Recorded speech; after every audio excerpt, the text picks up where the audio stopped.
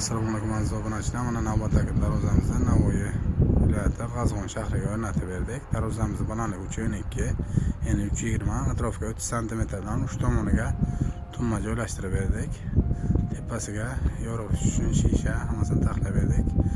Darvozamiz materiallari 12 lik shivler, bezulama qilib taxlab berdik. Oltiga to'rt profil 1.7 stenda, 1.8 lis apishka qilingan. Oldin 18-19 modelistlar bilan birga Dayvokraska super katta 5 talik zamoklar. Dayvokraska Dayvolar gruntovka ultra urilgan. Ochilib yopilishi yengilgina. Darvozamizni o'rnatib berdik.